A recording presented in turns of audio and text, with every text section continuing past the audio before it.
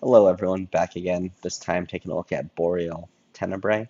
The copy of the game was provided by the publisher and was played on a Xbox Series X, but it's also available for Nintendo Switch as well as PC. I'm going to take a brief dive into my thoughts on the game and who I would be recommending it for. Personally, I'm going to stay away from rating games with a numeric score, but more of an info dump and a recommendation on who I think this game would be right for. I played the game for about 5 to 6 hours to gather as much information as possible for my achievement guide and game walkthrough video that you can also find on my channel, but a typical playthrough for an average player should last about 2 to 3 hours. This game was a change of pace from what I've been playing recently. It is going for more of a PS1 adventure game feel with light horror vibes. The game is based around solving puzzles, picking up items, backtracking, trying to see how the items you picked up fit into the next piece of the puzzle. The puzzles, for the most part, are straightforward feel rewarding, but there is an in-game hint system if you start to feel stuck. I personally used it a couple of times, especially getting towards the end of the game.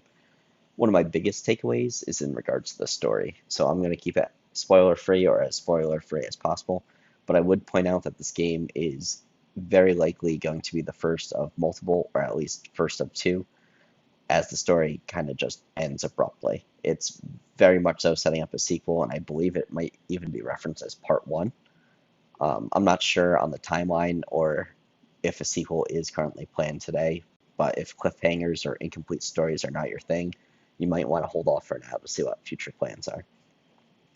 Also, while this game seems to advertise itself as having horror elements, I would temper expectations if I was a horror fan or a fan of that genre, jumping into the game based purely on that. There are definite signs of the genre in the game.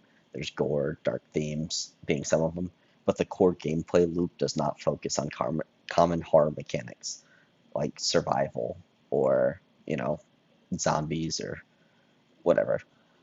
The game has its moments and it can be rough around the edges. It's unpolished at times, and it's definitely the first part of a story, but it can still be fun for fans of the adventure or point and click genres. It does a good job at kind of capturing a genre that is not as popularized, especially today, but kind of really hones in on that PS1 era feel, and they do a good job at that.